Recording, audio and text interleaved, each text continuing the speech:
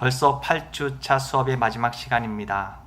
이번 토론의 주제는 요셉과 예수님의 삶의 유사점과 차이점들을 살펴보는 것입니다.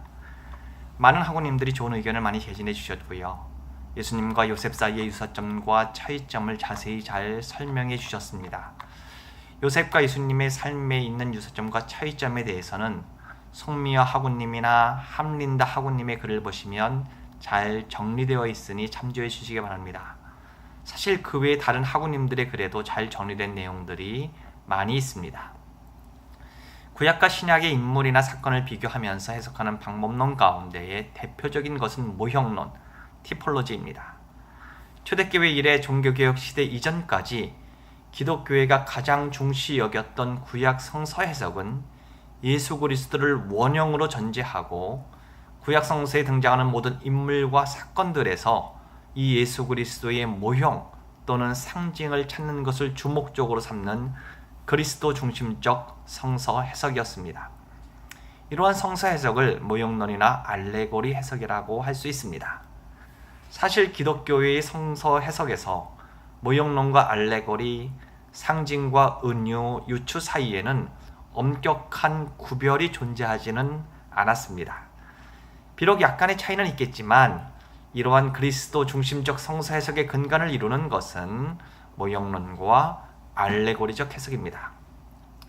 알레고리적 해석의 근거는 오리겐이 말했듯이 사람이 몸, 혼, 영으로 구성된 것처럼 성서의 본문도 몸인 문자적인 의미, 혼인 도덕적인 의미, 영인 신비적 의미로 이루어졌다고 생각하는 데 있었습니다. 구약 성서가 예수 그리스도를 제시해 주는 기독교 문서로 비춰지기 위해서는 구약 본문의 단순한 문자적 의미가 아닌 그 속에 숨어있는 여러 의미가 신앙의 유추를 따라서 알레고리로 해석되어야만 되었습니다.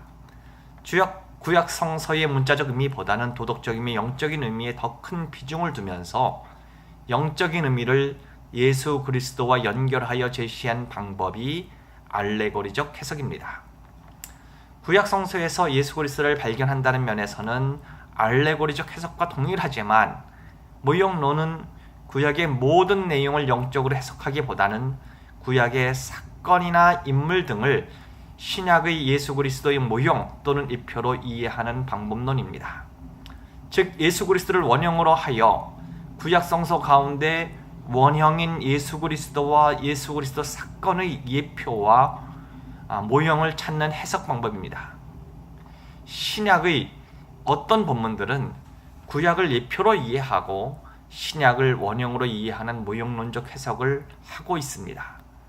모형론적 해석을 통해 초대교회의 가장 큰 관심사인 기독론, 즉 예수님의 그리스도 되심을 증거했습니다. 구약을 초대교회의 신앙적 관심의 눈으로 해석하므로 오래전에 쓰여졌던 구약의 말씀을 그 시대에도 살아있는 말씀되게 하였습니다. 그러나 저는 모형론적 해석은 신약이 구약을 해석하는 범위를 넘어서면 위험하다고 생각합니다. 신약의 어떤 부분은 구약을 모형론적으로 해석했지만 그 부분은 더 이상 해석이 아니라 텍스트 자체가 되었습니다. 성경이 된 것이죠. 성경 자체가 되었기에 모형론적 해석이 포함된 신약의 말씀을 그대로 받아들이는 것은 문제가 되질 않습니다. 그렇다고 구약의 모든 말씀을 모형론적으로 해석해서는 안 됩니다. 왜냐하면 구약에서 신약의 예표만을 발견하고 그것에만 의미를 부여하면 구약 자체의 의미를 잃어버리기 쉽고 지나친 주관적 해석이 될 수 있기 때문입니다. 요셉과 예수님의 관계에 대한 토론 문제로 돌아와서 요셉을 예수님의 예표로 이해하는 것은 신약 성경이 제시하는 범위 내에서만 받아들일 수 있습니다. 그 외에는 단순한 유사점과 차이점들을 통해 요셉의 사건과 예수님의 사건의 본질을 더 깊이 알아갈 수 있을 뿐입니다. 많은 학우님들이 제시해 주신 것처럼 요셉과 예수님은 모두 고난과 승리를 맛본 인물들이라 할 수 있습니다. 요셉은 아버지의 총애를 받던 높은 위치에서 형제들로부터 버림받고 애굽의 종으로 팔려갔으며 거기서도 감옥이라는 밑바닥까지 떨어지게 됩니다. 그러나 하나님께서 요셉과 함께 하심으로 요셉은 애굽의 국무총리까지 올라가는 승리를 경험합니다. 즉 위에서 내려갔다가 다시 올라가는 삶을 살았습니다. 예수님도 본래 하나님의 본체셨으나 하늘의 보좌를 버리시고 이 땅에 내려오셔서 십자가까지 떨어지는 삶을 살다가 하나님께서 죽은 자 가운데서 살리시어 하늘로 올리셨습니다. 요셉도 예수님도 위에서 떨어졌다가 다시 올라가는 V 형태의 삶을 살았습니다. 즉 요셉도 예수님도 V, 즉 빅토리의 삶을 사셨습니다. 역전의 삶을 사신 거죠.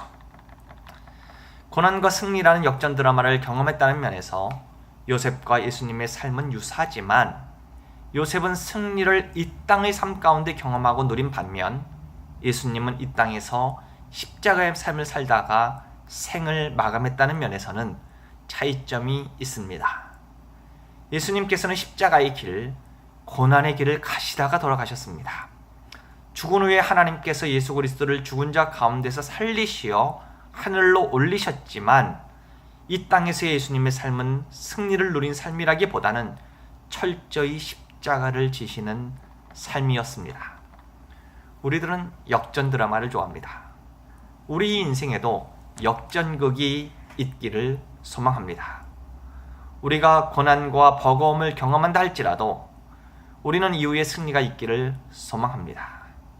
그런데 혹시 우리가 바라는 것이 오직 요셉의 삶과 같은 역전 드라마는 아닌지요?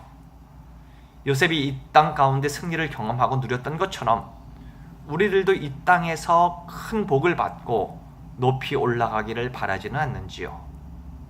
예수님을 따르는 그리스도인이라 하지만 이 땅에서 철저히 십자가의 길을 가셨던 예수님의 삶보다는 이 땅 가운데 고난을 극복하고 큰 축복을 누렸던 요셉의 삶을 사모하지는 않는지요? 사실 교회에서 언급되는 많은 신앙의 간증들은 요셉의 삶과 같은 역전 드라마입니다. 신앙을 통해 고난을 극복했더니 하나님께서 이 땅에서 이렇게 큰 복을 주셨다는 내용이 주를 이룹니다.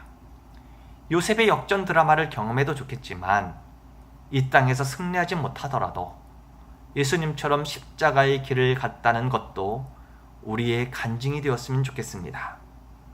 우리는 죽음 이후를 믿습니다.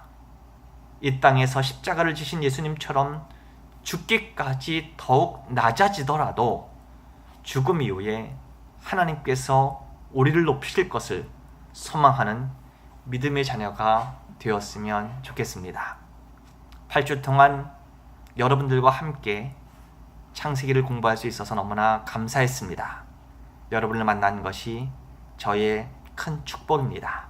감사합니다.